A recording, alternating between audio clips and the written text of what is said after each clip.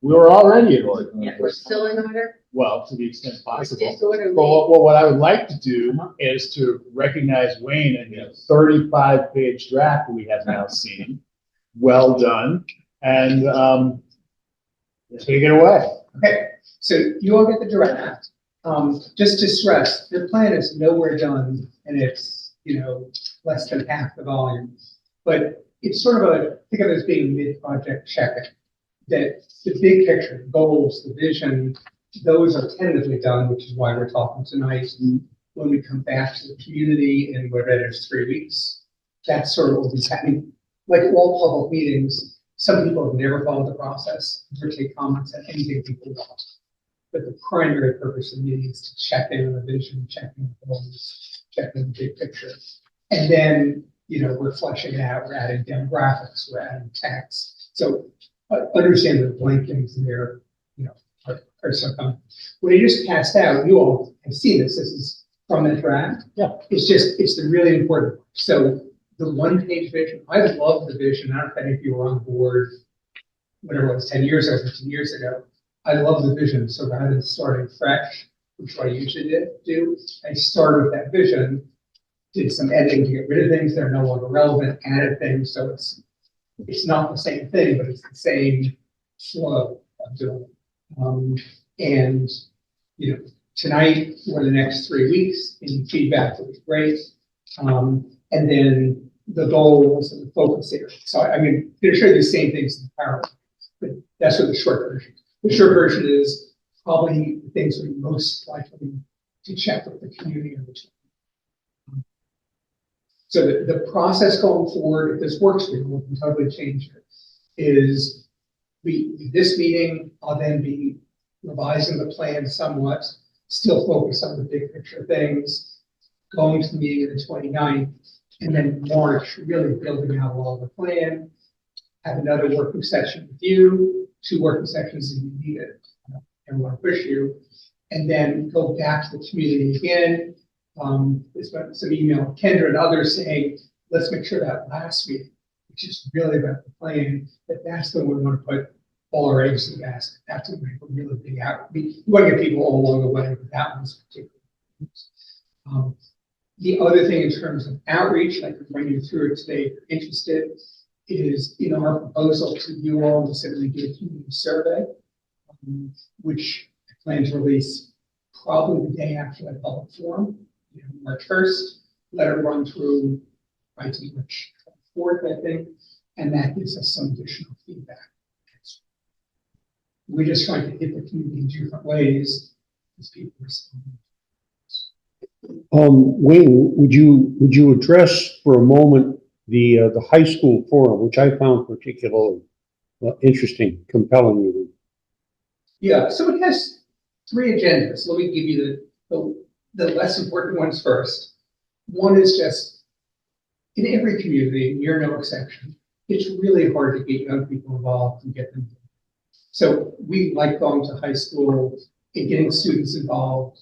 Again, nothing to do with this process. They just, once they understand that their voices are listened to, sometimes they're maybe more engaged in the process. So that's one goal. The other goal is hopefully a lot of those people go, it's the same day, but we hope some of those people go home and say, Mom, Dad, Grandma, whatever, this is great, you should take part.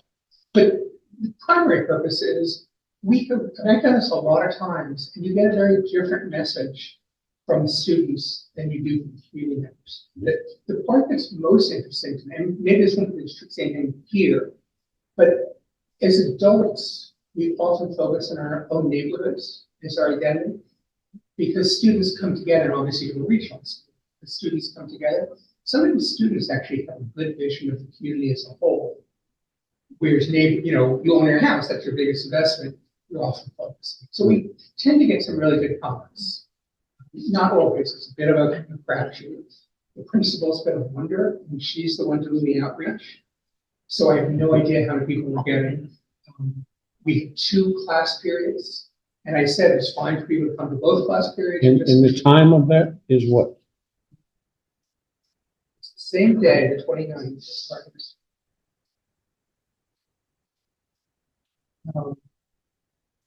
12:45 to 2:15.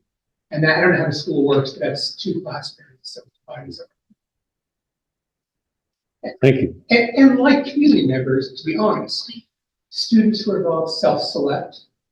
Again, I don't know about your students, but they're more likely to be students involved with student government and more likely to be students who are, this happens to be a passion. It's not any more than any public forum. It's not necessarily truly a cross representation, but it's still useful. Yes. So, Just one thing for you, before we dig further into this, is schedule. So I was not aware that the planning board is not meeting in May at all, because the 13th is town meeting and the 27th is Memorial Day. So just keep that in mind in terms of slippage at the end. Also, because the meeting we came in at the end of, we're going to end up having to spend some time as a board dealing with a fairly complex issue. okay, So what I don't want to do is be like, oh yeah, we can start talking at the master plan about 9:45. yeah. So let's just, I would rather have a better plan than hew to a deadline with structural Okay, problems. I think the last slide in here is schedule. And I guess the question for you all, or Kate, or maybe Brian, so my contract with you says to be done by June 30th. If this is grant driven, I don't even know what's paying me. If this is grant driven, we may have to follow that. If it's not, I could care less. If you want to give me an extra 3 months to work with you, that's fine. But I just don't know if you have that luxury. Brian, can you follow up with Kate about that one and find out? That's the only reason. Yeah, I sort of work back. Well, Well, also, if there's a time, what the time requirement. It would be June 30th, right, the last day of this. The other thing that works sometimes, again, not telling you what you're comfortable with, but I can deliver what I'll call the penultimate version, the almost final version by June 30th. The state can't control your political process. So it could be I give you a version that looks fine to me, and then you spend 1 month, 6 months talking about it, and of course I'll revise it as you need me. That would let you close out the state grants and hand them, and it won't be adopted. So again, you can check with Kate if it's legal, but it's fine I'll for me. let you and Brian and Yeah. Kate focus on that part. I think you understand what our considerations are, and you'll do the best you can. Yeah. That's all. I mean, yes. We're good. And I'm also, frankly, I'm traveling the first 3 weeks of June, so I have my own. Yeah, well, okay, so let's definitely, given our May and your June, try to figure out how we want to deal with that. Or we'll just tell Hawthorne Lane now, we don't have the time. Well, I mean, if I could, or do we not have a temperature to have a meeting once in May that's not on a Monday? Let's decide that in April. Well, I'm just saying, like that, I mean, Yeah, if it really comes down to it, because there are some heavy things up there. The problem with having a fixed meeting night, as I'm discovering this week, because it's Valentine's Day, so you can't meet on Valentine's Day. So we can push stuff off to other nights. I'm now like double backed up on Thursday. One of which is opening bids for a housing production plan. I was involved with a community once who wanted some of their team to change their wedding to meet the town schedule. She declined. And we're not doing All right, so you all know, again, I don't know how much you were involved with the original scope. On the left is basically the chapters in the plan. You're going to see this in more detail. The only thing I want to point out is where there's that MGL, those are the sections of the plan that are required by state statute. Everything else is things that are voluntary. You should know, if you care, that Massachusetts was the first state in the country to require master plans, but it's the way it's going, and may become the last state in the country where you really have to have it. There's no repercussions for not having it. You should. If your zoning is challenged, it makes you much stronger in court. But that means you have flexibility. If you say, hey, I want an extra chapter and I want to drop this chapter, no one's going to beat you up. So that's the basis. All right, so let me just sort of walk you through. And again, this is just the summary of the vision on this one page. You have it both in what Brian emailed you, the version you passed out before. And again, take your leisure to read this. It doesn't have to be now. It was important to me. I think it's what I liked what you did in 2007. to have a plan, that a vision that people can read easily. It's almost the executive summary, right? You're gonna read the entire plan, the select board will read the entire plan, 99% of community groups, but many people read the vision. So it is important to be passionate about this. One of the suggestions I'm gonna make much later, as part of the implementation section, is the plan is basically advisory. It's advisory to you, it's advisory to the boards. It is powerful for getting state grants, so it incorporates that. What many communities do, some communities do, is the plan becomes a criteria for discretionary special permits. And then it has a little more teeth into it. It's not gonna be everything in the plan, because plans are like rush arcs, so you can read them however you want.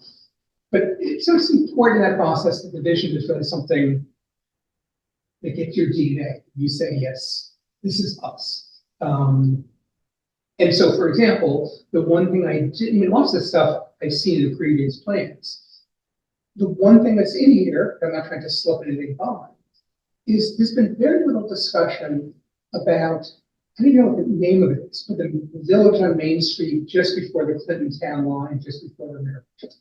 He did an economic development study for that 10 years ago, that was. Your zoning, I mean, places, people love walking. So I got here early and I had dinner in Clinton. It's a very sweet, I know, right? It's a very sweet thing. You can't mandate in my lifetime that area is going to become walking. It's just too many steps to get. But your zoning wouldn't allow it. If I was a developer and I wanted to assemble property and I wanted to put buildings up to the road and parking behind and have mixed use, your zoning wouldn't allow it. So to me, it's like, it's a great thing to allow. It may not happen in my lifetime, but it might. You know, it's interesting. So that's in here. That's sort of the only brand new thing.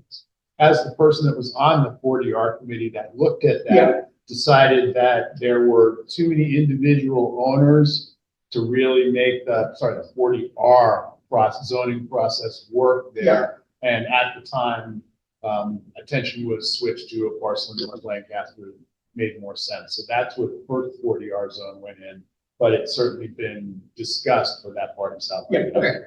And it could be 40R, which is nice, something good for the incentive payments, and you could do the same things just in terms of getting rid of, I mean, you have huge frontage requirements and big setbacks. Just think about eliminating those things would allow things to happen.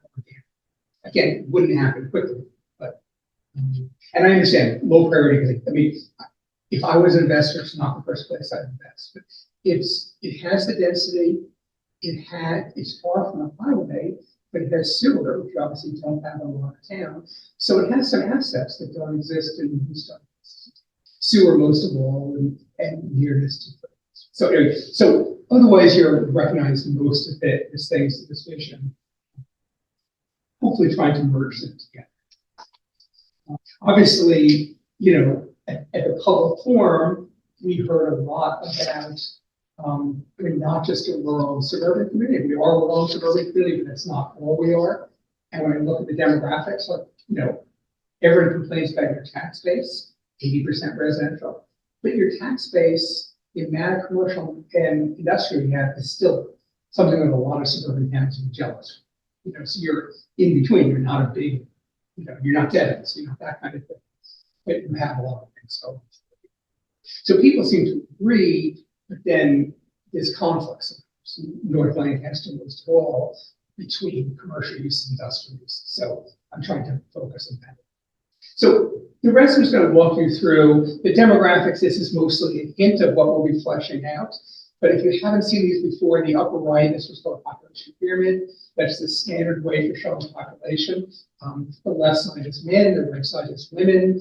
They are in, I think it's 5-year cohorts. So you can see at a glance, you can see you have a lot of aging women. You don't have a lot of young people. This is important both because it shows you at a glance some of the things you have, but it's also really predictive. So the Regional Planning Commission says, even though your population has gone up a little bit, 0.9% per year for the last 20 years, they're predicting your population is going to drop for the next 20 years. And the reason is your births and deaths, more people are dying in Lancaster than being born. So we call that a natural population decrease. If nobody moved in and nobody moved out, your population would shrink. And when you look at the population pyramid, you don't have a lot of young, I mean, your kids in school, it's not like you know nobody. You know, you're not South Korea where kids aren't being born, but you don't have a lot of young people. And as that bulge of people in their middle age and older moves up and dies or moves away, you're potentially, unless you have a lot of people moving in, your population's going to drop. I felt like that was, a misappropriation on the part of the original planning commission. Granted, if all the issues were simply, you know, those who live here and those who die, et cetera, it looks fine. But Lancaster is on the western edge of the inner part of Greater Boston. It's an attractive community in a lot of ways. Frankly, I think if we do our job and, you know, all the other committees do, I think we could look at growth that would be significant. I think that's absolutely true. So two things about projections. One is it's really hard to project in migration, net migration. And so they didn't spend a lot of time on that. And two, with a part that's true, this is exactly what you said about if you do your job. Your zoning limits the house. So if you're going to get large houses on large lots, then I think the projections may be accurate. If you think about things like 40R, which I know you're doing already, if you think about 40B, if you think about other things, I agree with you 100%. But it requires policy changes, some of which you've started with some. So yeah, the idea is not to be predictive. That's not my goal. The idea is to say these are the trends if you do nothing. Okay. And then you need to figure out what is it you want to do. And it's, you know, it's my job to tell you choices. You have to decide what kind of town you want to be. Some places don't want to grow, some places do. Sure. You, interestingly, even though you have relatively few young people, your average household size is a tiny bit less than the Commonwealth as a whole, but it's still pretty large. The trend is dropping, and that's what's going to drive an enormous demand for housing, right? So at the end of World War, so nationwide, this isn't like nationwide, at the end of World War II, the average household size, I think I got the exact number, but it's somewhere north of 4.4 people per dwelling. Today it's 2.45 in Lancaster. So you need almost twice as many dwelling units to house exactly the same number of people, much less to house new people. And then, and I'm this demographic, so don't get me wrong, this isn't trying to criticize people for aging. You know, we have one child, we live in a 1,800 square foot house with 2 empty bedrooms that we never use. That's not uncommon. So you really have this need for smaller units for people like me, post children, people who don't have children, people who are pre-children. To happen, but that trend, even though it's been a little bit delayed in Lancaster, the drop in household size, it's coming, like it's coming everywhere else. I think what Maine is, Maine's like the oldest state in the country, and they're much smaller. So there were all sort of warning trends to think that that's what I'm trying to do. So I just have one slide for each of the subject areas. So I won't walk you through each, but is there a way to go on the screen and move the names over to the right somewhere? Right at the bottom. Yeah, perfect. All right. So all I tried to do, and I'm not a beautiful graphical artist, but all I was trying to do is identify the really important focal points. Right? So much of the plan is about policies, but you know what these things all are. The DCAM property, obviously, the Seventh-day Adventist, Atlantic Union College, obviously. I know 15 years ago, there was a belief that South Coast might be surplus between hazardous materials. In fact, I guess we're still using it. That may never happen, but it's still, they're actively trying to get public engagement to clean up and some. Yeah, I haven't heard that the DOD saying that they're looking to clean up. I mean, they are very actively. Absolutely. And you're never, just like the DCAM property, you're never going to contaminate property, but it's something that you always have to watch. You don't want to ever lose. So yes, I assume that it's happening. The cleanup, they are reaching. And one of these for cleanup, for example, is you can clean up a site that says no one's ever gonna come here, it's an imminent hazard, we're about a really big fence. Or you can clean up and say, well, maybe it gets reused someday, let's have a better cleanup standard just in case. Never a childcare center, but maybe some things, and that's the kind of thing you want to be at the table to argue. So I lived in Hampton, I was plan director there for years, we had a VA hospital. Before the first Gulf War, we were projecting the VA hospital closing, we're beginning to plan for reuse. With all the wars in the last 20 years, that's not happening. But you just always want to think about those things. I think Devon's, all you have to do is look at the map.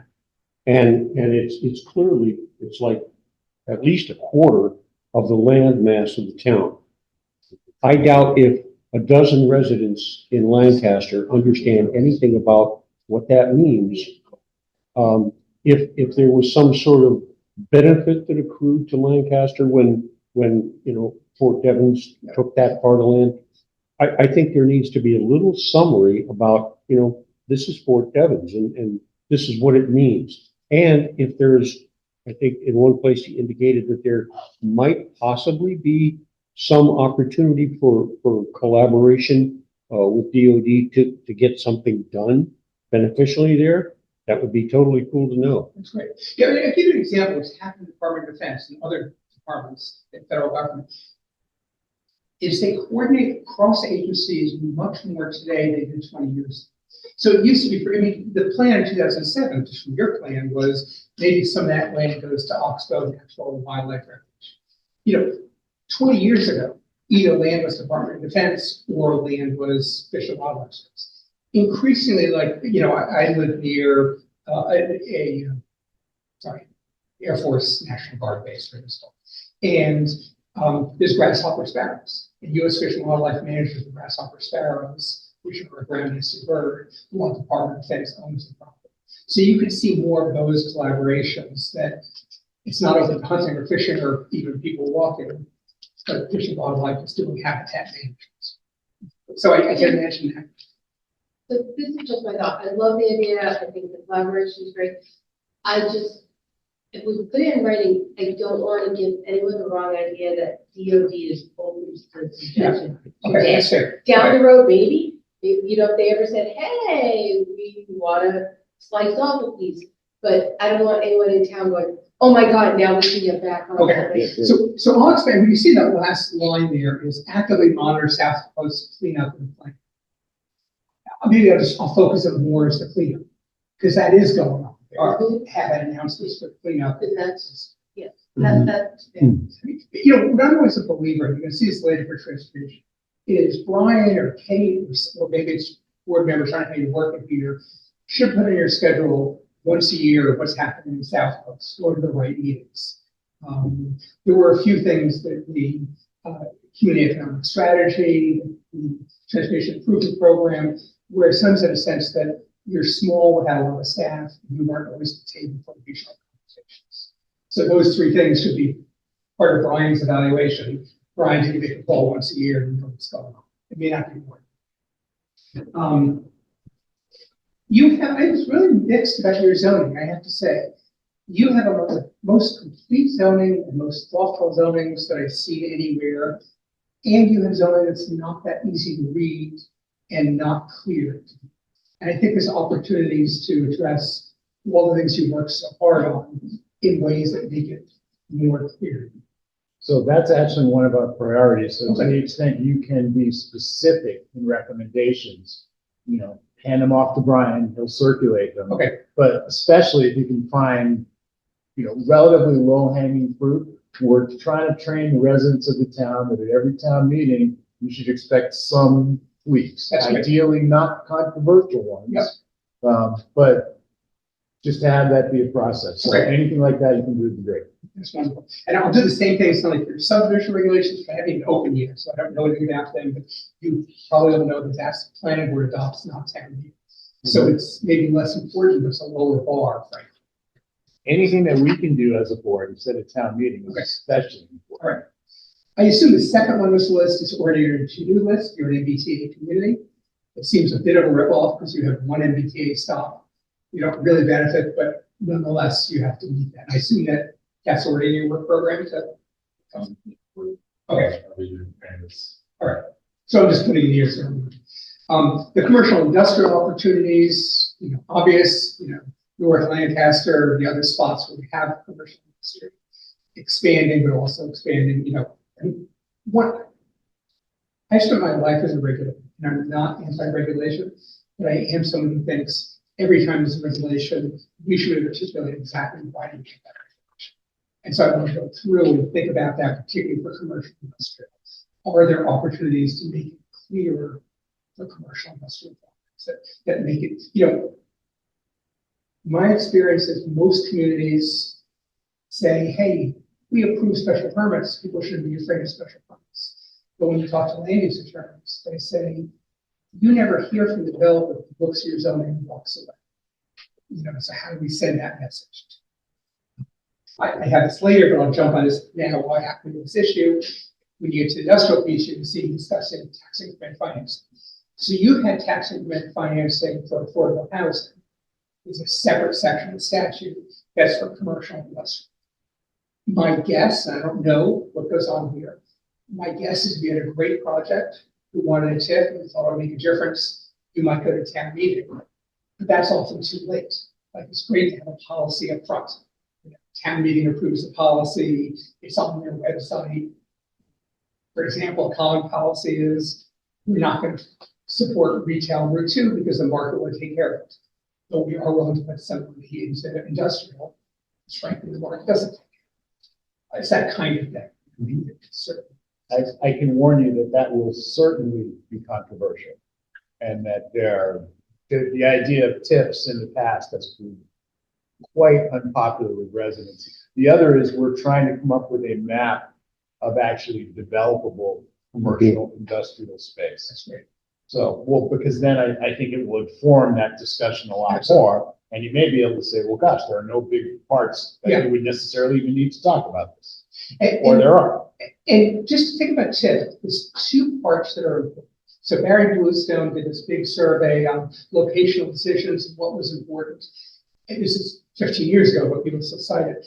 One thing that was really clear from that is businesses sometimes want to tip not because the dollar is involved, but because it's a statement from the town that we love and that we want. And so a lot of places give a tip that say it's 10% of the tax increment. It's not a big dollar amount.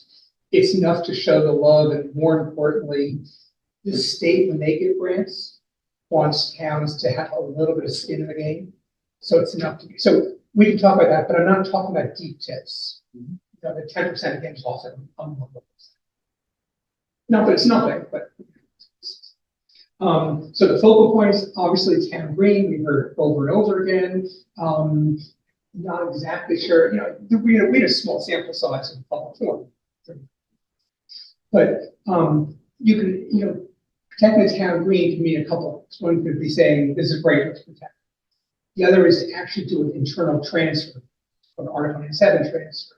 So you're protecting the green forever. They can never be used for parking. That is the benefit for making you eligible for grant funds and. Isn't that land? It's already It's already- restricted under Article 97. I tried to look it up. Due to a grant. That when they got the grant for the rec area, which is all for outside Okay. recreation, they submitted the wrong plan because the town maintains it all as one lot. So all of the town land around the town green is now Article 97 restricted for outdoor recreation. Okay. It wasn't the open space plan. It wasn't intentional. It Okay. wasn't intentional. Okay, well, you knocked that one through. The next one, South Lancaster Center.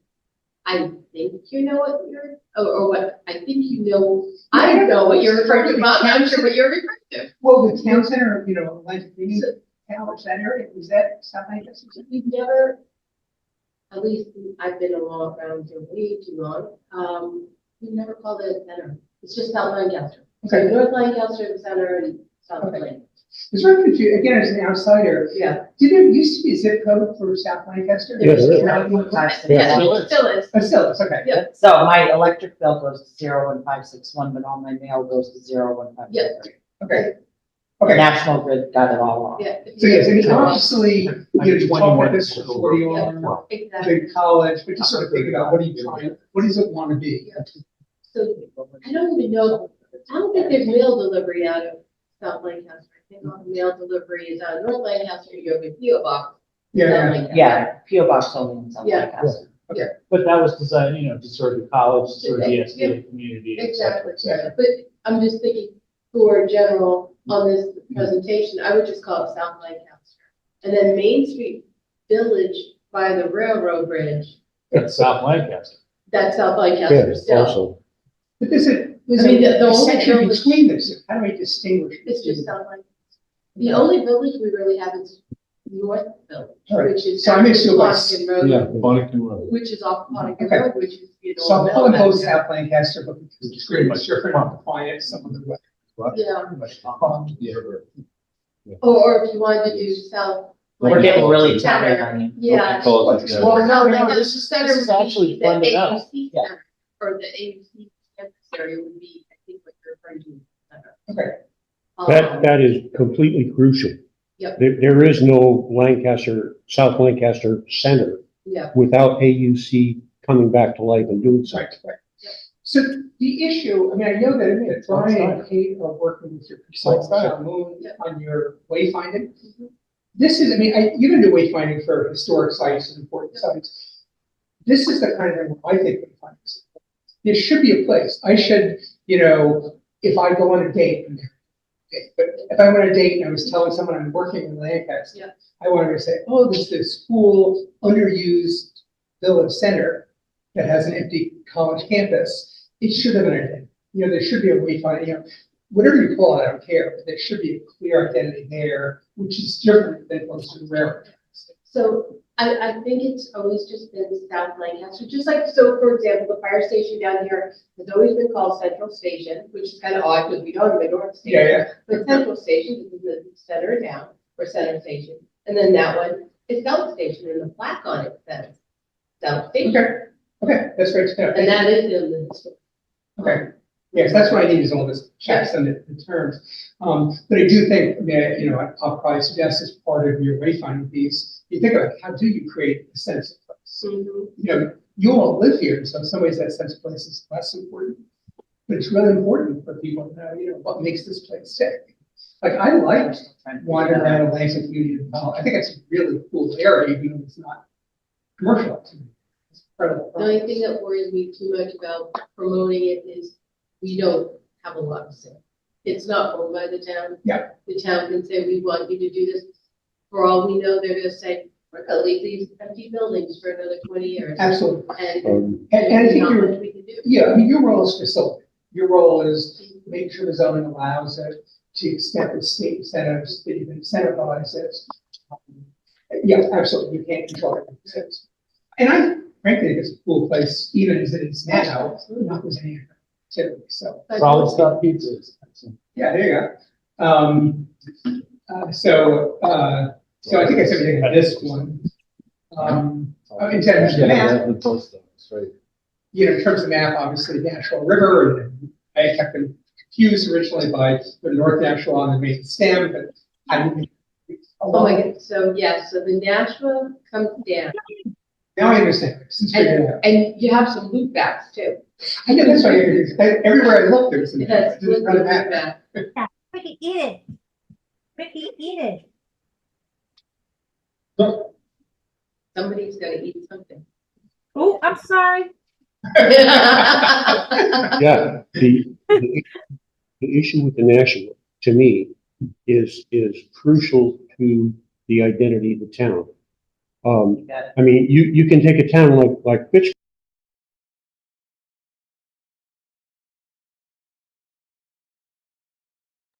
Like Providence, that used to be a slum town until they opened up the river, and now it's like really chic. Yeah. Get We fired have along. so many opportunities to do things that pull out the great value of the river, and its historical context too. If we can do it, So all the town on that.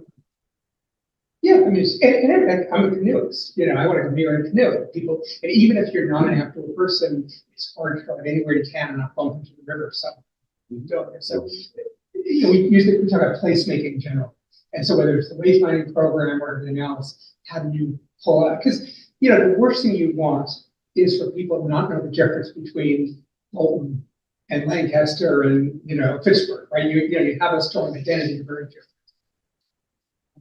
All right, so that's sort of land use. Housing, you know, obviously you're beginning to work on a housing production plan, so I'm not going to that level of detail, but I'm trying to reflect what we heard. So there's this balance between these first two items, right? People love their neighborhoods, you know, the saying that people love the town they live in exactly as the day they moved in and don't want to be changed. But you have a great pattern, you know, so you want to protect the pattern of neighborhoods while allowing more flexibility for particularly smaller homes, right? Aging community, big need firms. How do you think about those things? I will be specific about thinking about something. I know you've done work on ADUs, I know you've done a lot of this work. But that's so, you know, the deed restricted housing, yeah, obviously the something there Affordable Housing Trust is working on. But, you know, we heard sort of both things, the capital A affordable housing aiming at 80% of the area of income, and then just housing that's less expensive.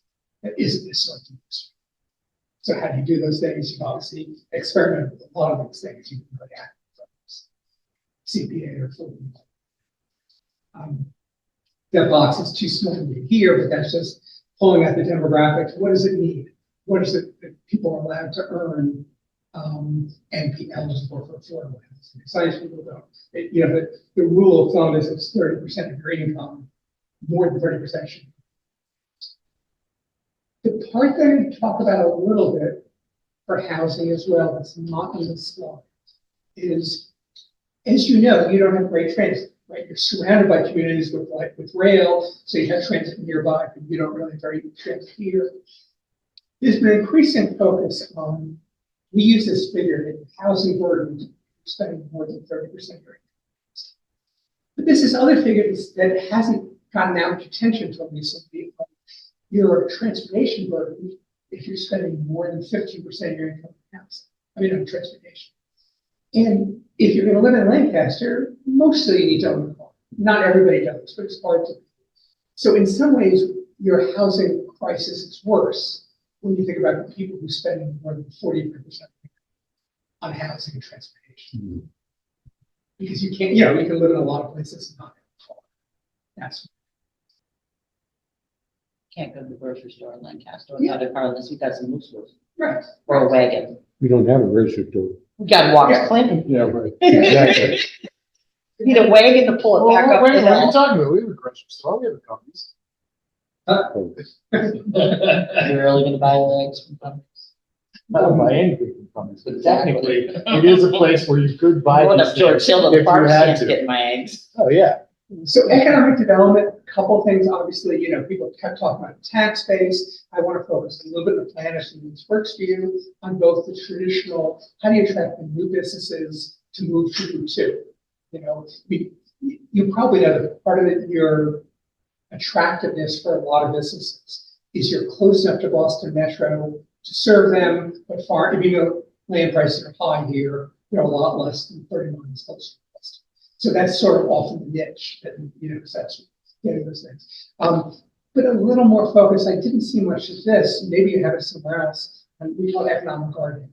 On how you know, the person who used to work in Boston and now works remotely, or the person who has a little business out of their garage, or the person who starts a small business, and you want to grow them. How do you help them grow? Nationwide, those small businesses are really important. The bigger businesses bring in a lot more jobs and taxes. So we need them both. But it just seems like the focus here has been the bigger businesses. And so then, of course, those nodes, this comes back to not so much the town green, but, you know, Lancaster Center, whatever we're calling it, where Atlantic Union is, the area near Clinton, those become opportunities for some businesses, not businesses who need easy highway access. You're not going to put a warehouse there. But the term is focused, businesses could be anywhere. And increasingly, if I'm a lawyer in Boston, I could be here just as well, and go to Boston. So those are businesses that tend to be much more quality of life. Coffee shop. That, one of the greatest restrictions regarding development of a walkable area for commons and so forth, there is no parking. So unless we can see the way to create some area for parking, there won't be a walkable business area, because there's no walking. But think about all the businesses you have. Most of the parking's in front. You can still have just as much parking if the town wants to get involved, right? But you can get parking and just have buildings close to the street where people walk. It doesn't matter if you're Cumberland Farms, but if you're the coffee shop, you may want to walk and you can still have parking behind. So it doesn't necessarily mean not having lots of parking. I mean, you have to think about it. You're absolutely right. You have to think about it, and there's not much parking there, so it's a bigger challenge. Well, and I think that's kind of one of our pros is that we want, I'd love to see a little coffee shop. I'd love to see a Coffee Lands too, from Clinton, come here and occupy one of the many stagnant buildings that are in, this general vicinity. So parking does become an issue, but it also seems like historically there was always a propensity to kill the bud on the vine, because it was more foot traffic, more this, more that, more whatever. And we've really got to figure out how to get ourselves over that hurdle, if it's just resolving potential parking issues, or if it's just, listen, we've got to do something with the space. This is just it, because I've always said, and Ralph, we've had this conversation many times with AUC, I'd love to see farmers markets, small shops, florists, a bakery, the women who knit their quilts over at the senior center or the community center. I see them there, a couple times a month. They're all getting together, doing their knitting, and they could have a little shop there. But at the same time, also have access to slightly larger boxed things like, a farm to table restaurant that seats 50. A nail salon. Oh, so. I know I'm going way out there. Well, you got the nail salon across from Hannaford's, and the restaurant will be right. I go to that behind. nail salon, thank you. You can't even have like business without parking. Right. Because how many times you go to, perfect example, a restaurant and it's packed, so you say, oh, I'm not going here, we'll go to the next one. They have better parking. But I park in You know what I mean? Rockville, Coffee Lands. No, I got you. I'm just saying, convenience is huge for everybody. Whether it's the Especially- gym or Yeah. the convenience store or a restaurant. Well, especially when no one lives. So it's like, let's say you did the Village by the Bridge. Let's say you did it a 40-yard district and people start living. Mhm. Then they park once to live there and they walk out to the coffee shop again. Right. But yeah, as long as you're in your car, I disagree. But think of this as a continuum. So the first step of the continuum is allowing things you don't even allow. So right now, if I want to do a coffee shop in that area with parking behind it, Mhm. I'm not even allowed to. Right. So the second step is incentivizing. Are there, 40-yard? I agree. I think that's hugely important because you can't have one without the other.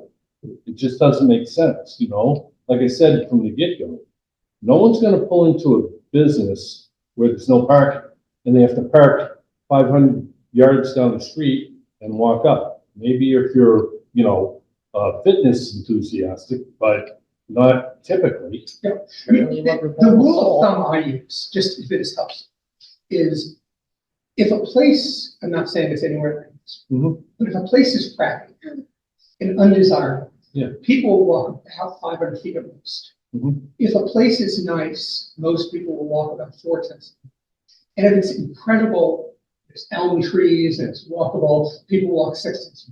That's- You will never get anyone other than park. That's 100% true because like Clinton Bar and Grill, High Street gets packed. So you have to park, off the beaten path. And I know myself, we usually would do park it up by because the park. food is phenomenal. So we would go. So that's the other example. That's The huge, stronger yeah. the draw is, if you're going for dinner, you're gonna drop $80. Yep. You're willing to walk. If Definitely. you're going for coffee, you're gonna be there for 10 minutes or less. So, yeah, it's a continuum. Well, the whole thing is, it is what it says, convenience. You know what I mean? It's easy to pull in, it's parking at Cumbies. It's never really a big hassle to go in there, grab a coffee or, you know, a V8 or whatever you prefer, and you're out quickly, or fuel up, you know? They set it up correctly. So, and that's half the battle. Okay, similar situation. If it's raining or I'm just being lazy and I get down here to this post office and there's no close parking. Yep. I will loop around and go to south just so I can fit in my car and put the envelope in. Yeah, you can dump it off. Yeah. Exactly. My wife does the same It's the thing. convenience. She won't pump her own gas. She has to pull into a gas station that, you know, pumps their gas. Yes. And I mean, if you go back years ago, the little store on the corner here, that was the hitching post. That was the local diner. Everyone went there. You would line Main Street with cars, you know, on lunchtime. But now it's just grown a little bit and I don't, you know, you wouldn't be able to get the parking. Yeah. I miss that stuff. That was great. You go in there, sit on a bar stool and you belly up. It was awesome. You didn't need We'll Facebook. check You what I just sat say. there for the afternoon. Right, right. Yeah. That was good. Well, and that's why you're gonna be looking at opportunities. So your library may be too small, but you see increasing libraries are bringing in a coffee shop. Because there's an anchor, then people do, oh, you have the community center there. So you can imagine that kind of, I'm not suggesting it here, but there might be some synergies. Banks too. Yeah. They're doing the same thing. Or in school. So it's gonna happen more and more. So the rest of going through, the one thing I need to check, and Ryan's gonna set up an interview with you, with the DPW director, so this week, I hope. But I don't know if it's orchestrated or not, but we heard a lot at that forum, you know, there were only 35 people, and then I've heard a lot in the survey we've done, the online, you know, we fill out about our new water system for Lancaster, municipal water system. I don't know if that's realistic or not. So it's here as a memory as I do due diligence, you know, whether it's water from adjacent town or whether it's town water. Is there? Were they really talking water or were they talking sewer? They were talking water. Water is the bigger issue. Interesting, because sewer is the one that's unavailable.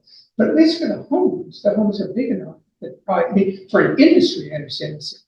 But for homes, their land's probably big enough for most of the septic systems. It's worried about. So I don't know the issues, but that's something they're talking. Well, I think the issue is we get the water from wells directly, there's no treatments, no water treatment. Oh, yeah, there is. The water tastes a lot worse than it used to. They're putting stuff in it. Okay. Right. I'm talking to No, Kevin about what it would so take I'm to talking get him to about, stop. yeah, they're chlorine or something. But there's no water treatment.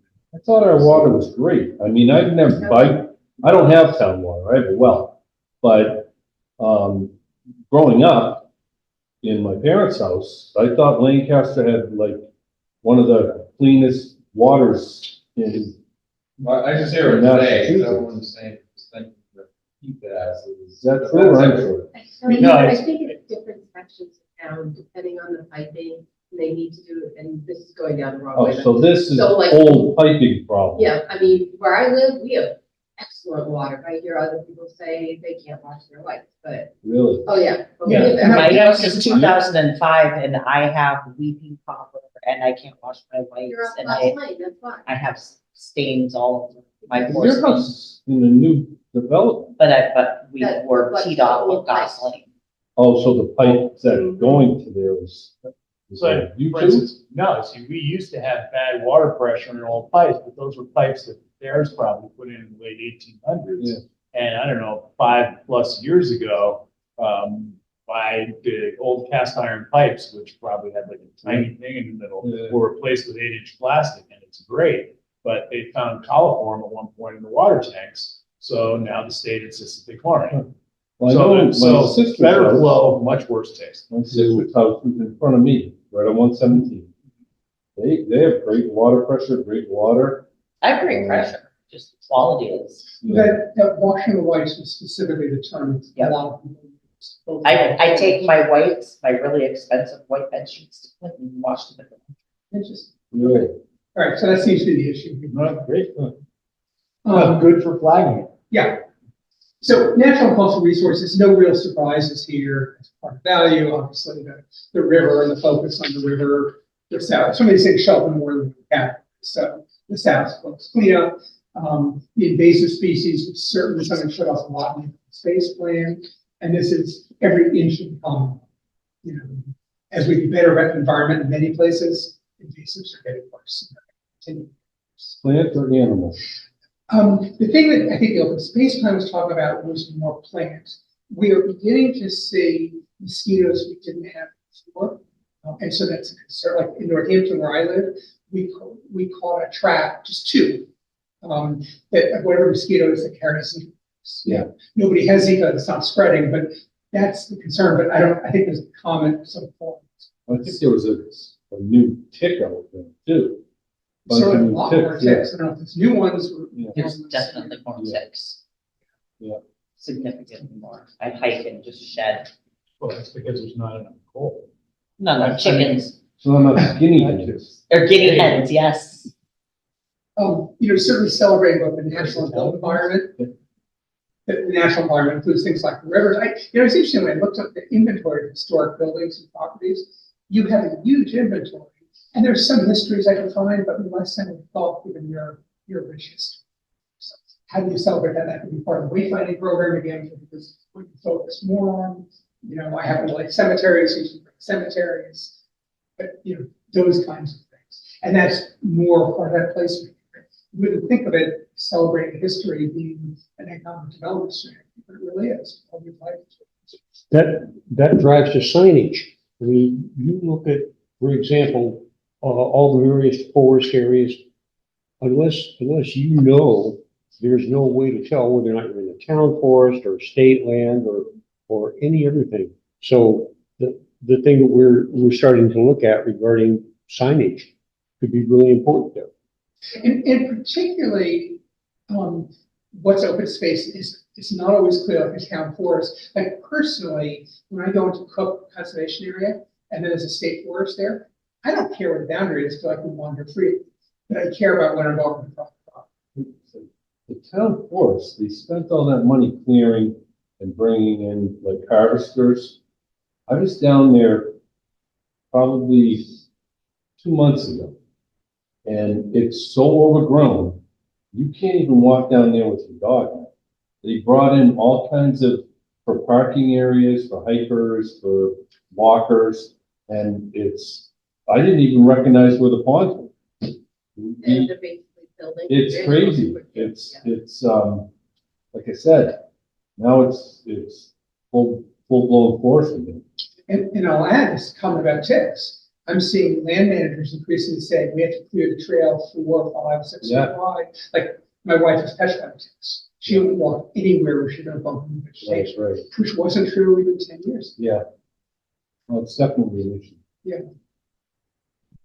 And then, you've done a lot of work on hazard mitigation plans. So, the line between natural hazards and climate change hazards, it doesn't really matter exactly what it is, but clearly things are getting worse.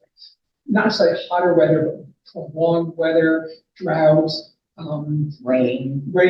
because you're farmers, just the variability, it's hard to figure out what to plant. You don't know what the weather's going to bring.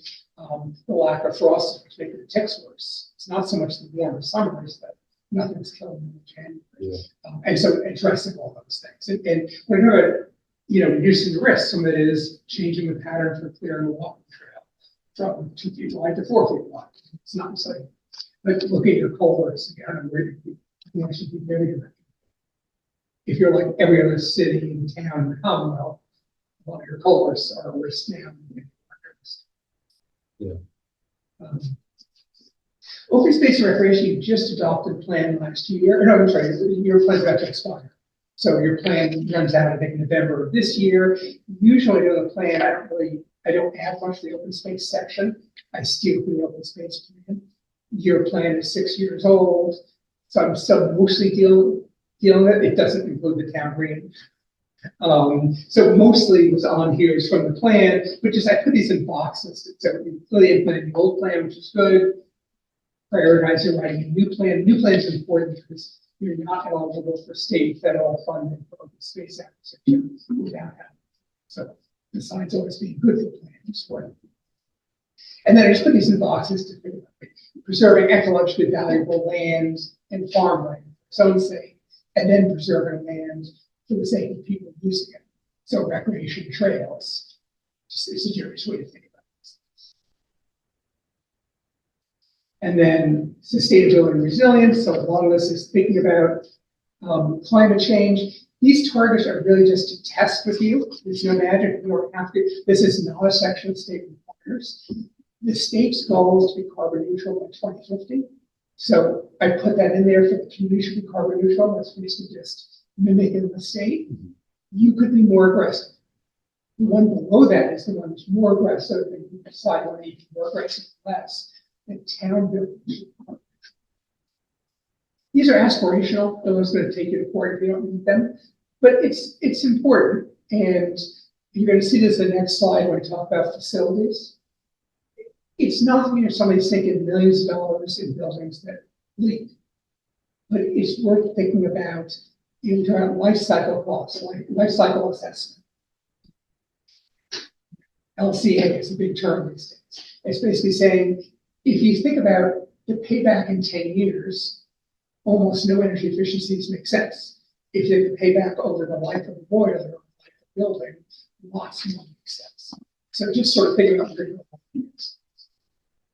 And so you should think, I don't need to tell me now, but you should have, I would suggest, if you're willing, you targets, what those targets are to you. I give you part of it. Third one down there, part of sustainability is thinking about who's involved with government and who isn't. I did a quick assessment just looking at your town meeting reports on trying to understand who the age of people, who's not represented. One of the things I see in increasing interest, which I suggest, is not so much in Massachusetts, but in other places, can you move local elections to even numbered elections in November? Because your voter turnout in 2020 and 2022 was twice your voter turnout in the spring. It would take legislative approval. None of these things are fast. But if you could move it there, you'd suddenly really get a lot more people voting, which is good. So how do you get those things? And then green infrastructure. Generally, how you think about, you can't afford to put in brand new stormwater pipes, so solid stormwater tanks. So one of the places we don't need that, we do green infrastructure, nature-based solutions, catch the stormwater. Fortunately, you're still low enough density that makes some opportunities. You have green spots next to them. Yes. And then services, again, you see some things. This is about municipal services. So buildings carbon neutral. Think about buildings like DPW, a barn that are in the floodplain. What does that mean? That doesn't necessarily mean tearing down a barn and moving out of the floodplain. It might mean, if it doesn't already, that the electrical sockets are high enough and the heating systems are high enough. Again, I've never been in there, but the biggest mechanism for, and people talk about town hall, this is neutral. It's not whether it's municipal use or non-municipal use. It's none of my business, but just sort of how to get back in front. But in particular, you do a capital improvements program or plan every few years. And that's the place to put some of these things. How do you look at things in this life cycle cost analysis, life cycle assessment? How do you think about climate change? Often it's just about getting the conversation going. But because the goal if you're doing climate change is you are for the next 50 years, maybe I'm wrong, maybe that aggressive problem, but you're probably still going to have your bathrooms are going to be diesel for a long time. Maybe someday they will. But you could think, well, maybe there's an opportunity to buy diesel to do an offset and plant some trees across the street from DPW to store car. Again, that may be a bad example. But, you can sort of think about offsets as being part of the solution. And because the goal is you don't want to get to the point where the select or the town administrator are imposing on DPW things they know nothing about. So it's worth sort of saying, you want decentralized, you want to tell DPW to become carbon neutral. They have to figure it out. So at least that's what I'm suggesting. Again, challenge me everything you say. Circulation and mobility. This is a map on the right, it's hard to see. These are maps of all crashes. You only had, I believe, one crash in this time period, which had a fatality. And that's the one too, which mass dumps. So you have surprisingly few crash problems. I mean, you have crashes, but anybody has some crashes. But you also have places that people aren't comfortable walking. And so how do you think about that? How do you improve sidewalks in places you want people to walk? How do you do off-road? You're not going to put sidewalks in the road. Off-road trails to get places there. What are the danger spots? We asked in a public forum, again, to sample size of 35, people to circle what the priority was, and not surprisingly, it was the places that were walking. They were nervous. They're not walking in some of these roads. But what are the opportunities? Every time I drive by somebody walking down Lang and I say a prayer for them, Yeah, no kidding. because George lives over there too. It's like, and same thing with South Meadow. I used to live off of South Meadow, and there's a pinch point in that road with we call it the famous ridgeline tree. Are those both scenic roads? Yeah, so we're pigeonholed No sidewalk. by what we can do with a lot of those really popular walkable roads, because we're pigeonholed by the scenic road rule. But not only that, the roads are old enough that they're 2 rod roads. So instead of 40 feet, they're only 33 feet. Right, and to make them bigger, we'd have to take down trees. Well, but you'd have to take them in. Right. You would have to take that. Oh, yeah, 3 feet on each side yeah. Oh, yeah. by eminent domain. Yeah. And that's what you want to encourage. There's some We have places. lots of setbacks. There's some places where it's more important because you see pedestrians there.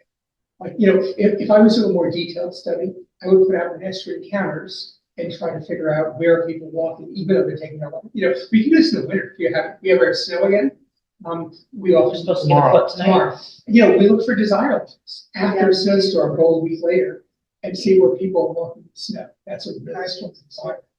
That's how to.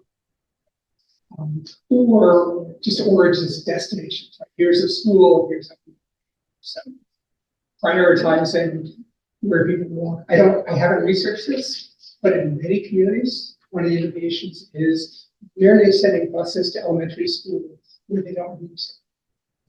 Because the school feels it's too dangerous to walk. Right?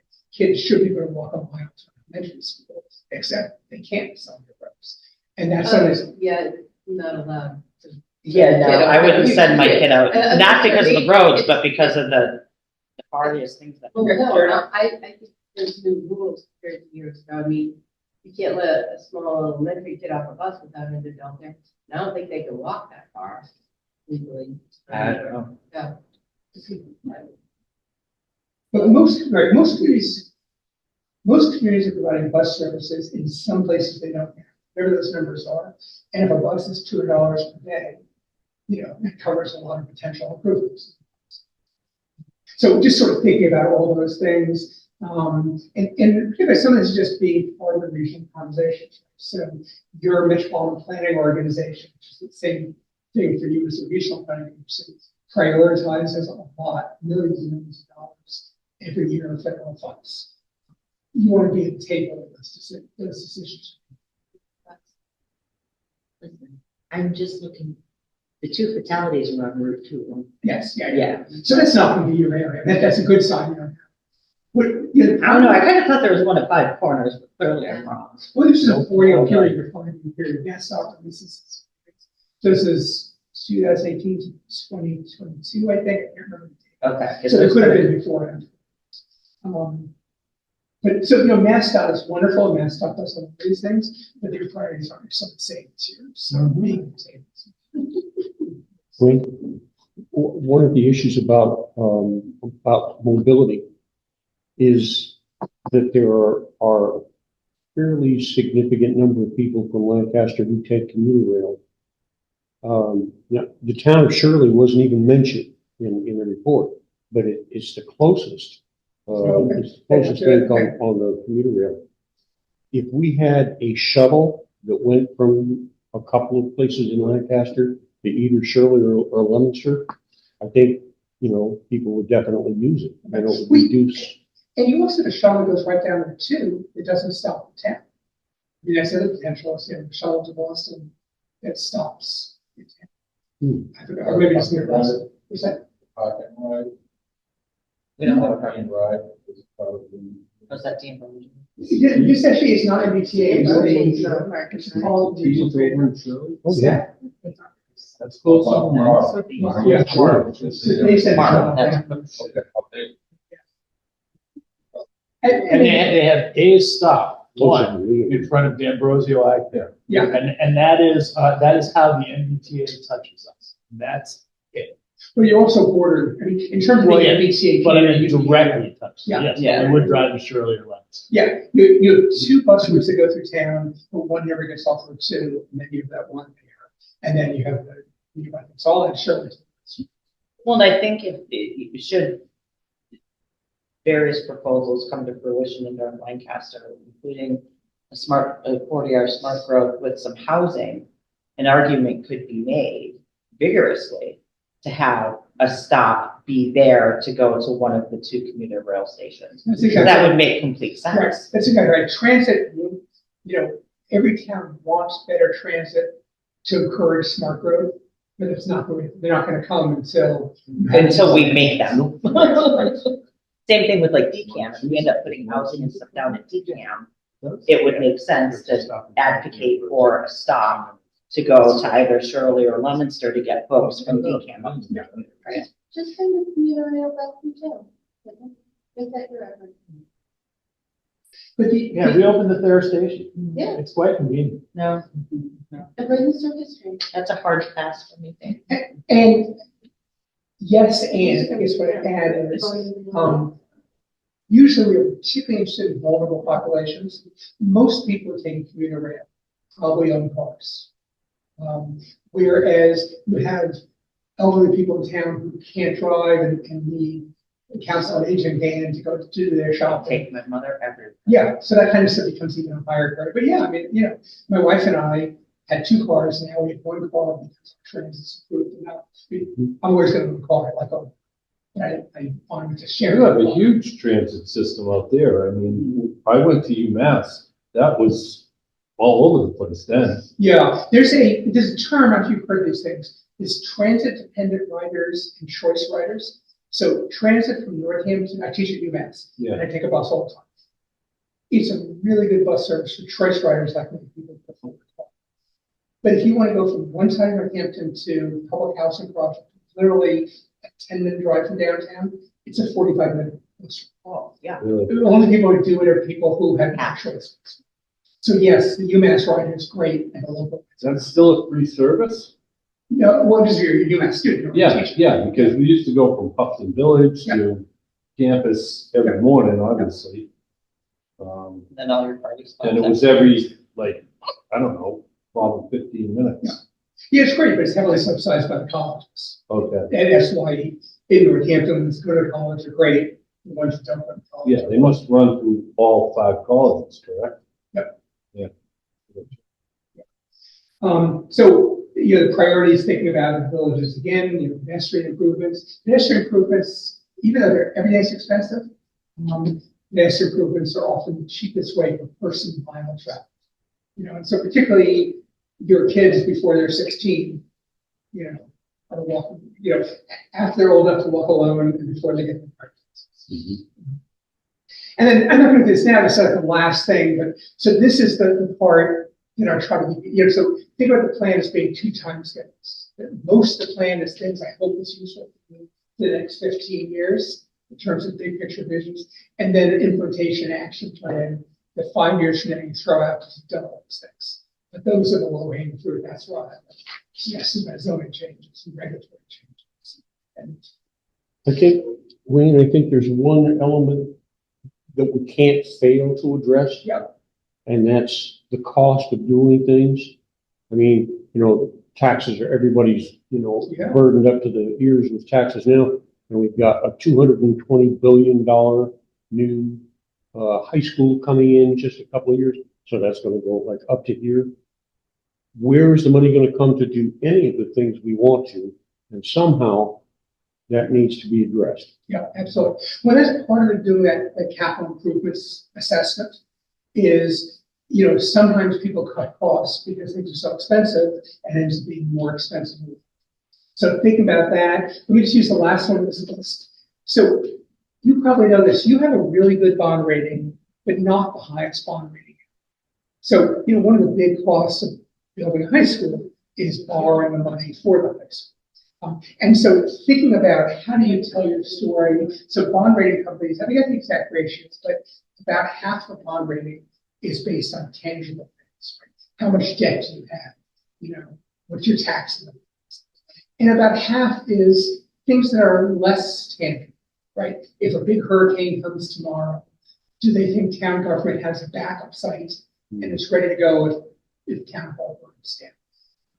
And that's often, at least from a climate change standpoint, that's sometimes the story. I was on a panel once with some of these bond companies, and they told the story about when Hurricane Sandy hit South Jersey, and they would call people up, and half of them said, "We're underwater, don't bother us."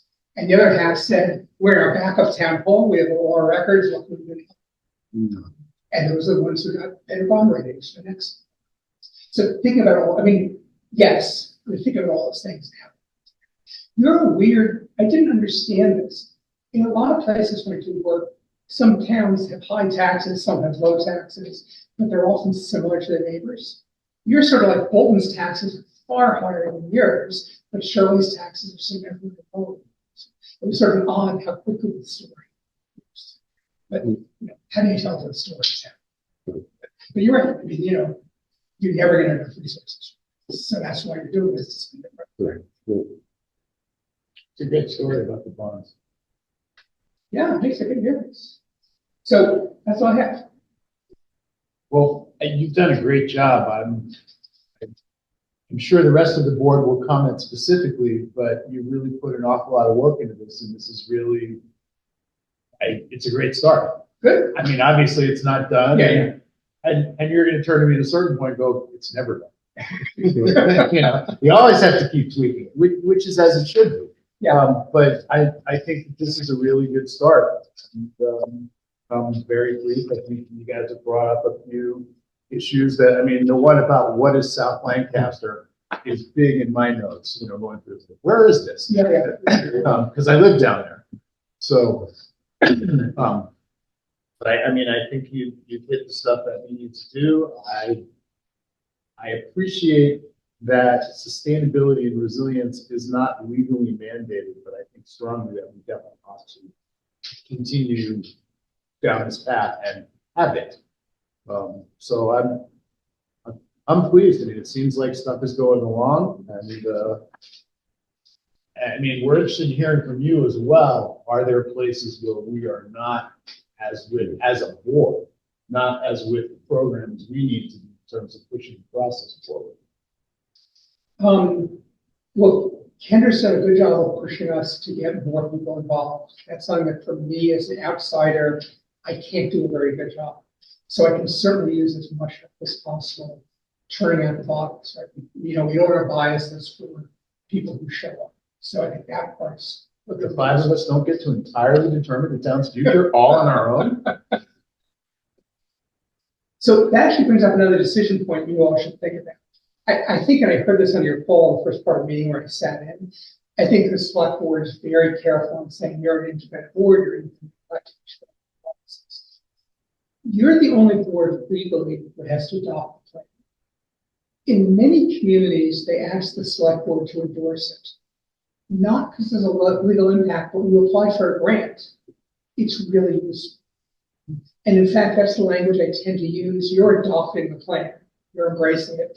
And the select board's endorsing it doesn't mean they agree with everything that's in there, but they think you're listening to the communities there. So you want to think about that. And if you want that approach, think about what's the outreach to the select board to begin that combination. And that sort of doesn't happen by June 30th. So I think that they are, unless we do something absolutely radical, that they are likely to endorse it.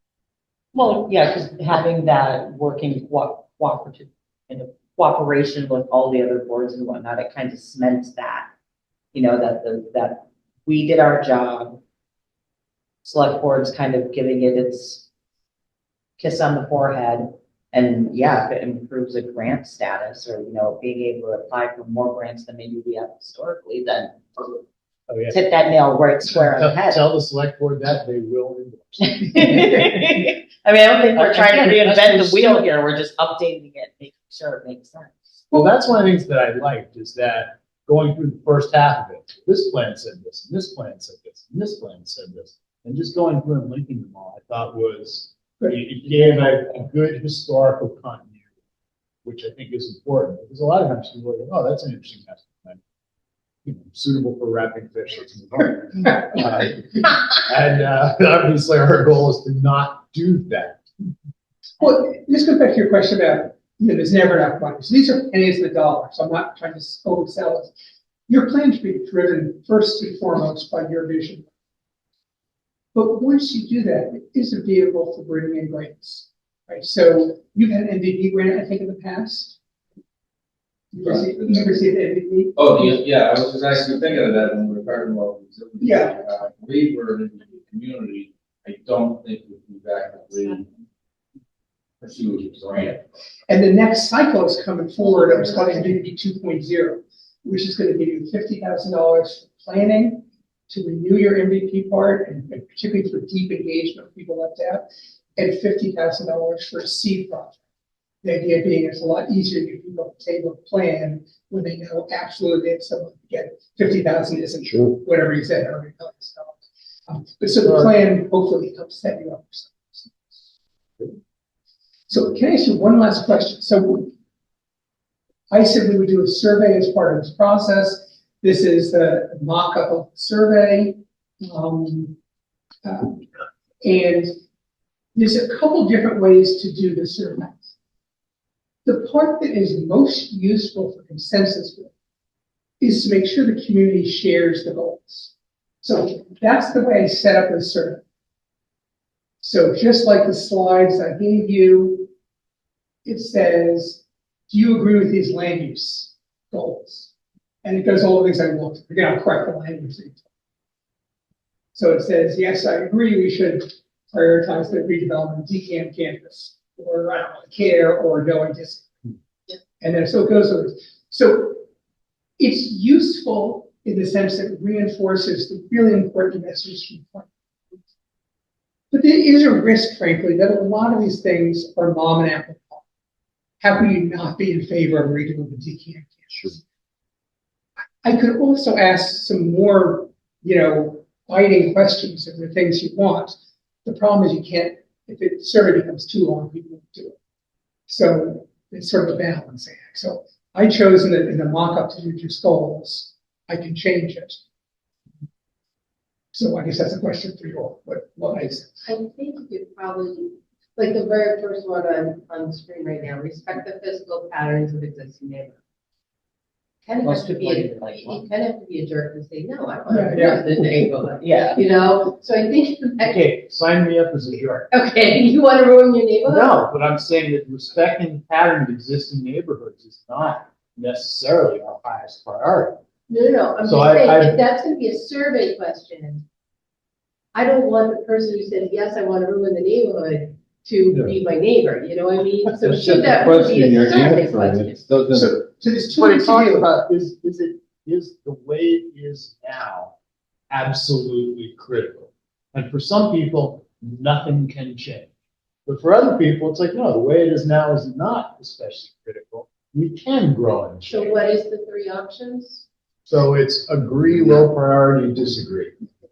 But the statement here is respect. Respect the physical pattern of the existing neighborhood. Right, not replicate. So a few answers. One is we could drop some of those questions. The one that seem they're not really challenging. The second is instead of doing each one separately, agree, disagree, or whatever I said, no priority, we could ask you to prioritize. We're going to assume that we know what we're talking about. and these are all priority, but is that more important? So I'd ask you to rank them. I like that. I Okay, like the And rank order. that definitely makes a lot of sense. okay, And you can then choose, the problem with ranking orders, people really need to think about it more, so it's like having more questions. Yeah. So you almost might want to do, agree, low priority, disagree, and then rank them, because you're gonna get some people who just go, I'll just go fill the dots, but I'm not yeah, gonna take the time. it's funny, You're the professional at that. well, Yeah. but it's not a writing interest, so I did the open space plan for Medford. And we did exactly that, we asked it both ways, we asked it this way because we wanted to make sure there were things they wanted, and then we ranked it. But the sample size, the end definitely dropped as the survey. So that's sort of the trade-off. Doing both is great, but then this is already a longer survey than. Do you throw some of these questions out to your students, in respect to your curriculum? I mock surveyed them. So no, I'm not, I mean, I've done surveys. It's not my expertise, so I don't teach it, but I've definitely done the science in my classes, testing. Yeah, just a question. I mean, it sounds interesting. Yeah, you're right, I can have a class on Wednesday and ask them, they wouldn't know the town. I was just curious. if Yeah, you did I it. have for other things, Yeah. I didn't for this one, I did for me. That's it. What's the vehicle in which you'd want to deliver the survey? Thank you. Yeah, so online is easiest for me. Sure, no, of course. So we use the same email methods, but we can print it with a QR code and people can fill them in. There's gonna be few enough of them, my graduate students who work with. Would you want to share that on websites? Yeah, Link? anything in social media, you could do a link, makes my life really easy. But we can still print some for people who don't. I would normally jump at a yes on that, but That's what I've done. following a recent post regarding folks who like to chime in who don't live here, that has become quite robust online. True that. I really want to hear what Lancaster residents have to say. This is their town. And as much as folks outside of the community could have some great ideas, I don't want the sample to be tainted by just throwing it out on every town Facebook page, so that somebody from Guam could fill it out and, oh heck, what do they know about Lancaster? Even somebody from Worcester. I had one person who signed up for the email list and he said, and I live in the Whitestone neighborhood. And I was like, I don't know where that is. And I Googled it, there's a Lancaster, Virginia. And sure enough, that's where. I don't There's a know how he got Lancaster, it. New Hampshire. Yeah, but he was from Virginia. So You know what town is next to Million. Pennsylvania. No, really? Yep. That's too funny.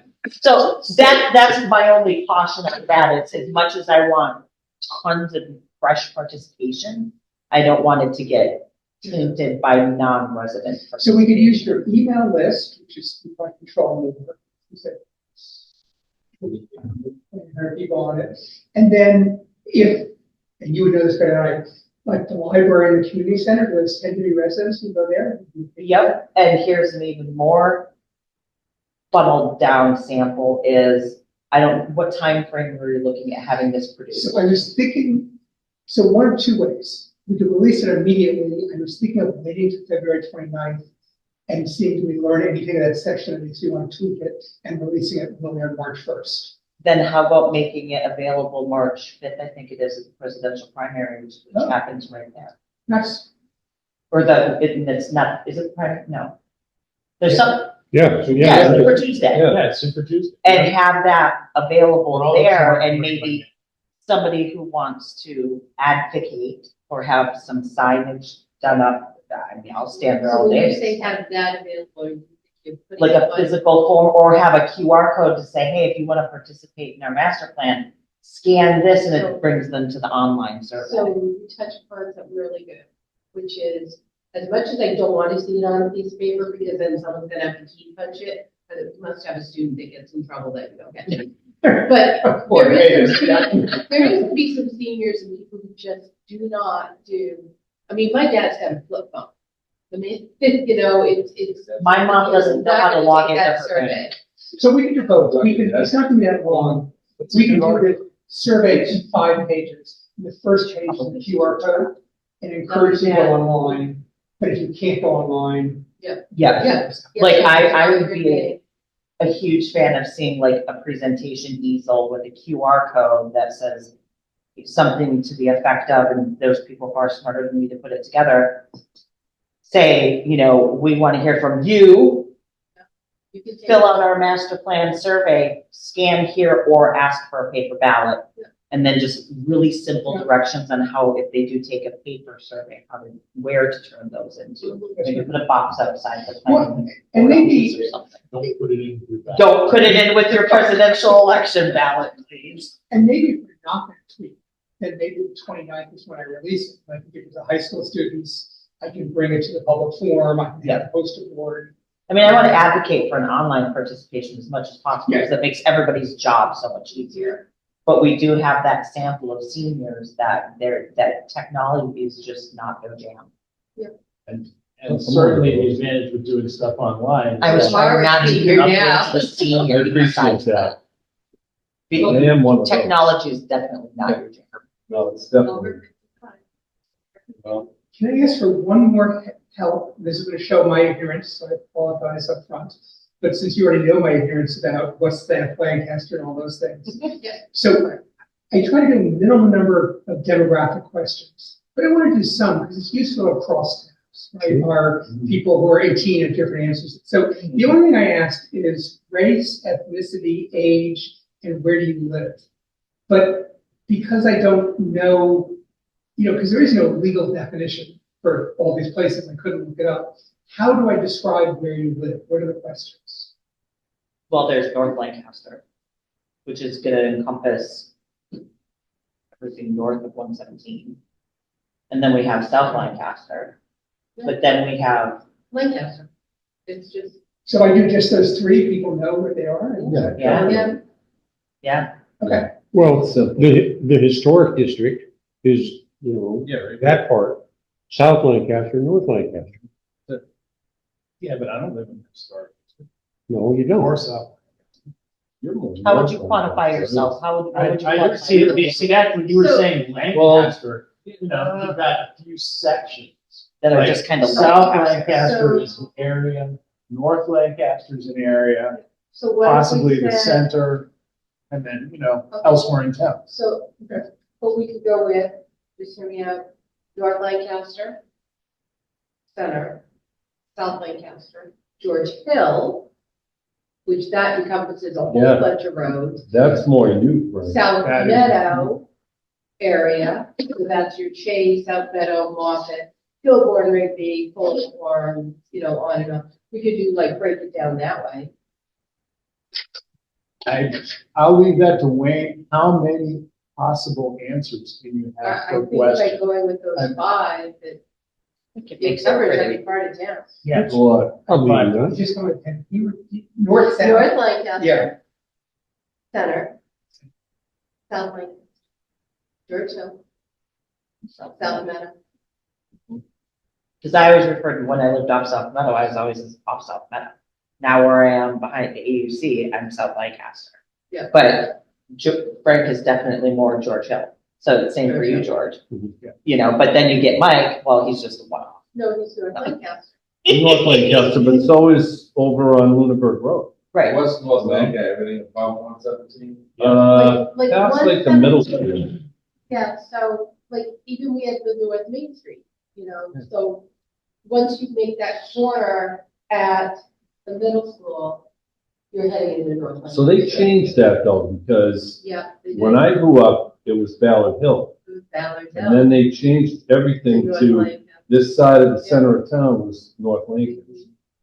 And you had So- North Village, which is. Yeah, which is Otis. Ponican Road. Well, But I- Ponican Road, but. Ponican was like Ponican Yeah. Village. I mean, Ponican but Village. after they And shut then down that old bridge that used to cut across Ponican Road to Lunenburg Road, they changed it. Yeah, they stopped. You know, we're Yeah, doing right now. mean, We're that's all sitting at hardly, the bridge I don't down know with a a soul that coffee would at the call bar, that talking about the nuances. of Ponican the area. niches and stuff like this. It used to be called Ponican Village though. Oh, I It know, really did. I know, but that is, And I then- think Ken knows it right. It's a neat. And we used to ride our bikes down there, where the kids to cut across to go over to Spec Pond. So we cut down by the rest home and go down across the old wooden bridge. And then they shut that down and That was the end of that. Yeah, I think the 5 kind of encompasses, like, we know we have Yeah. I think it's 5 great. kind of unique districts. And that or could word sections. is, which best describes it. So if somebody wants Oh, to yeah, say, that's I'm 40 perfect. feet There away. you go, Yeah. love that. Yeah. Yeah, because I'd say that now, I'm a Sterling-Lancaster. This means See like, anything on that side of Ball's Bridge, Yep. Where are you, George? and of course, you go to where's Ball's Bridge. Churchill. Oh, you're on. He's on Old Town. Okay. going back to your wayfinding program, these are the sort of things you can identify, give a sense of place. It's not just historic side, not that you can't do everything. But I think that those 5, and I liked how you said that, where would you? Those are the words that were really Yeah, good. which best describes? Which best describes you, I like So that. what do you, it's pushing 9 o'clock. What do you need from us before the 29th? So either as a board, I don't know if you're meeting between now and 20, or as individuals, any more feedback you want. You still have more opportunities to come back, but Yep. you know, as I build it, so feedback. You know, you can't, I mean, you all know this, from an open meeting law standpoint, you're still individuals. You can send your own comments or bring it back to the board. and send it. So any feedback. So how do you want that feedback? Email is probably easiest, but whatever works for you all. You know, email me and I'll share it with Brian, or send it to Brian, he'll send it to me, whatever works. Just in our agendas going forward, can we just put master plan discussion, just, you know, in the discussion parts of things, even if we have nothing to say, at least it's there to, you know, remind us of. That's all I have. No, thank you. Good. Thank you all. Wait, thanks very much. Yes, thank you. Great job. Driving back to Northampton? Bless you. He's driving out of the snow zone. Out. Yeah. We don't even have a snow zone anymore. You're not supposed to get much there? Sections. Say I what? want to put. I was watching. Rain, what do you teach there? I don't know if you guys have talked about this, it's sound office of that closed and all. They canceled school already. Lighter, quicker. I'm so disappointed in Mother And Nature. community economic development. Yeah, Oh, even 6 to 10 for people. So I'm before we, okay with that. Yeah. I don't How many mind classes snow, a I'm week? still blowing less. before we adjourn, Seminars once a week and one class. Well, that's exactly what. listen, Is that Mother Nature's bipolar. uh, We forgive her. 2 or 4 credit class? Well, we're not ready to adjourn yet. We gotta finish going through our agenda. Oh, here. Sorry. But if we're done with master plan stuff, could I get permission from the board to use this? Take your- To what? Use that. as a- Yeah, absolutely. Does anyone have any concerns about, Dennis graphic? It's not my graphic, it was made by a resident in town Yeah, I helping me have out because. So you'll share, that's what you'll share. Oh, absolutely. It's just helping promote the 29th. Sure. So I just want to make sure it's agreeable on, I'm not pushing something that wasn't like seen by the board. Okay. I was thinking about the one for the kids, you know, and I really think we need to push that as hard as we can. Future World Lancaster, something. World. Sure, come on. This Tell this your is gonna parents be, what to do. this is gonna be the place where you live. Right, exactly. No, I agree. 100%. I'll put the bug in that person's ear, but if, you know, the members of the board are okay with using that graphic, then I'll start disseminating that out and making it shareable, so Cool, great. we know that y'all can use it also. Okay. Disseminate. Let's finish going through our agenda so we can be done. Right. We've got to approve meeting minutes from January 22nd. Have people reviewed those, or you want to wait till next meeting? I have not reviewed them. I didn't see it. Right, Let's wait. next meeting. Okay, good. Brian, do we have any correspondence? I don't know if you can send the third study and payment, I'm not sure. Roger, still working on it, he's still, No, January 8th, we're already on the. No, this is January 22nd. January 22nd. Okay, well, in that case, why are we supposed to be voting on the minutes from that meeting? But he was supposed to change the agenda. Oh. That's why we didn't see it. That was really nice. Saying they were great. There we go, good. Do we have any correspondence? Well, I'll put this down as correspondence, and this works into our next meeting too. So I am in, just like we're doing on hospital land, I'm talking with, Gabriel and our town council, about 20, 30 acres. 2038 Union Road. So, as we get closer to the next meeting, I'll have all the documents, they're gonna be reviewed by town council, they're gonna be added, they're gonna be changed. So this is gonna be the HOA agreement, the open space agreement, all the things that should have been done with 2038. You know, from that standpoint, keeping that, on top of these things as they happen. So and I will get those out to you as they're approved or as they're ready to be presented to the board, not approved, but presented to the board as working documents.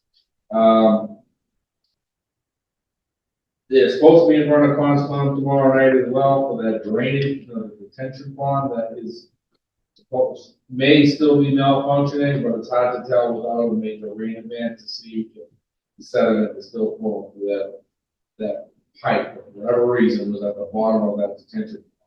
Does everyone know what I'm talking about up there? Look out, so there's a large detention pond, for whatever reason, there was a pipe at the bottom of that detention pond, which totally goes against the purpose of the detention pond.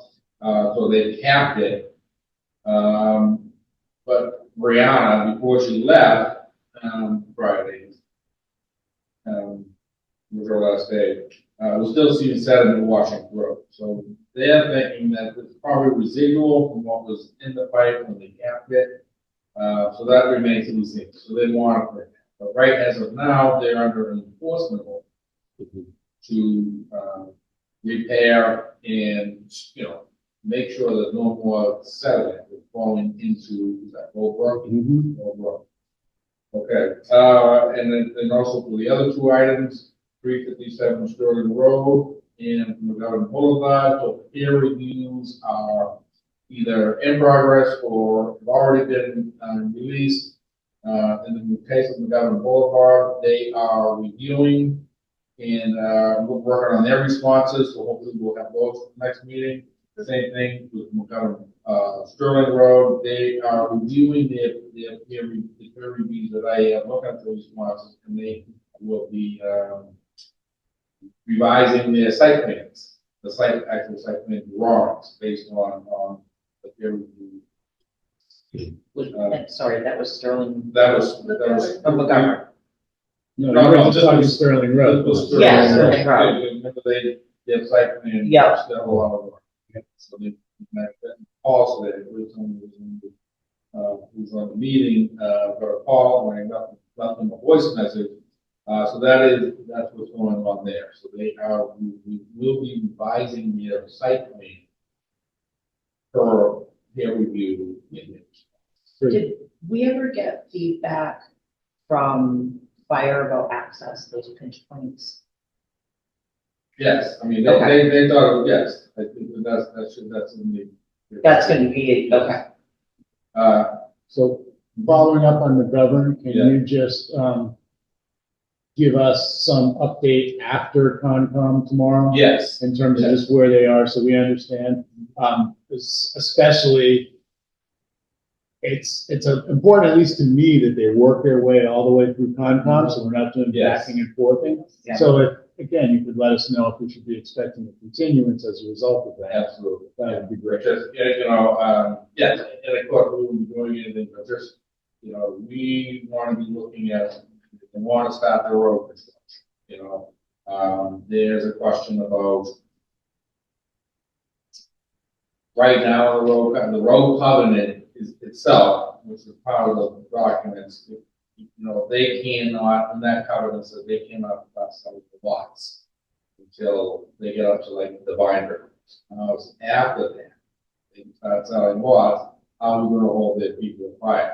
A giant bond. Yes, so that's what we need to kind of. Really?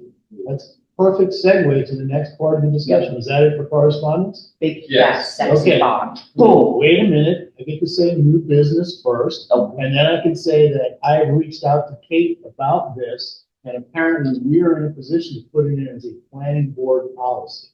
So we can vote it as a policy, send it to her, and she will work on, the specifics of getting it implemented.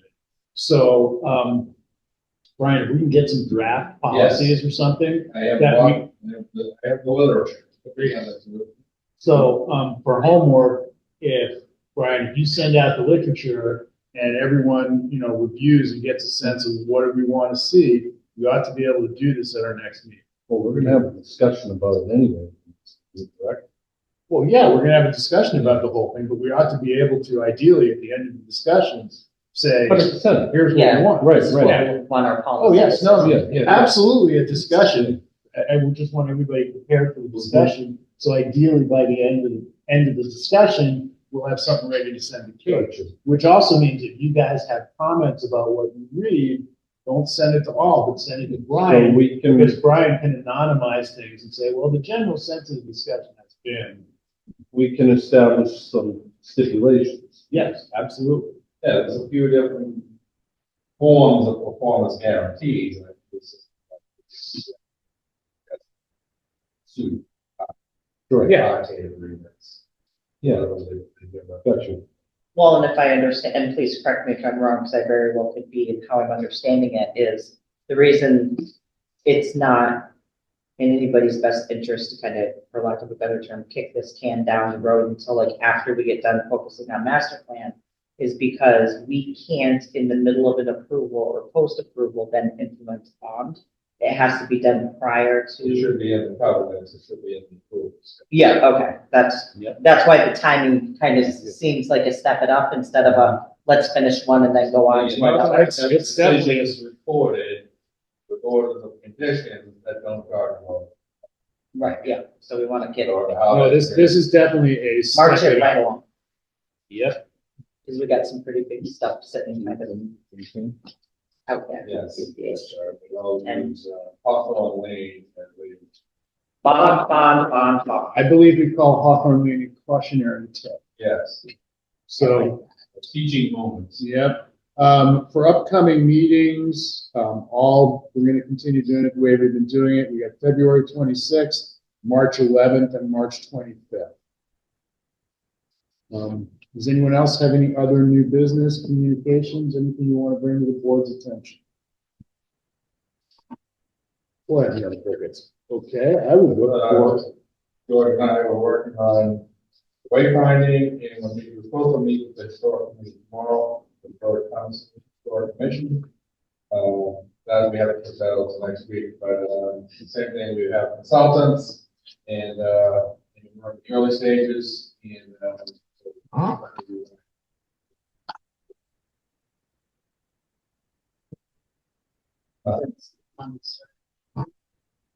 oh, we got Karen Silverman, we got Brown,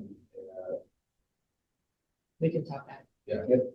and Brian and I are meeting with Karen Chapman and someone else from the MRPC about some GIS questions. One of the things we want to do for the master planning, everyone talks about the future of commercial and industrial development in Lancaster. Where? Which precise parcels are available? And right now, we don't know. And what scares me is it's like, oh yeah, 80% of what's available is capital groups land. And there's really very little beyond that. So I'd really like, Yes. I don't want to speculate. GIS processing, all the buildup, the process and elimination. Yeah. These are the opportunities. And it's also something that we're in a position to do for residential and other. Right, things. no, I do it. We're really trying to get as much GIS. And again, the picture being worth 1,000 words. I can explain to you about commercial development, or I can just, hey, here's the map, where's it going? Done. And so I'll just, two other quick things, now that we mentioned MRPC, so they have a new economic development planner, so they're gonna start the ASEDS process. And the economic development strategy, it's a regional strategy, economic development strategy. So I'll be working with Tracy Murphy, her name is. So I keep all informed on that. Interested in going to those meetings, we'll see, I don't know. And then, and the MBTA committees. Chat. Yeah. Yeah, she's Reading all of the rules that. You raised your I hand, got, we'll I shake got it. one, I actually did something. So the Community Preservation Committee, met and you would already know, but, Matt, and one of the projects that will be going forward onto town meeting is preservation of the library. Yes. So there's a lot of like little things, and it's not huge money, I think it's like $70,000, but it's like fixing the roof beams and cracks in the foundation and The ceiling in the the children's ceiling wing. to the children, so it's all stuff that we don't do now and put off. What happens when you don't fix something leaky in the house? We call that deferred maintenance. So, I've But been a got library bigger problem. trustee for You end up over with 20. bigger problems. yeah, and this This is has been an issue. money for preservation, because I pay taxes, so it's not additional money, anyone taxes. Having done all this, Okay. is there anything important for the planning board or can we adjourn? Well, George said no, he's gonna vote no to adjourn. That's okay, we can outvote it if somebody makes a motion and somebody else seconds. So moved. Seconded. Okay, I'm not hearing any discussion, so I'll call for a vote. George? Yes. Mike? Yes. Kendra? Yes. Regina? No, yes. Frank, yes as well, so we now stand adjourned at 9:10 PM.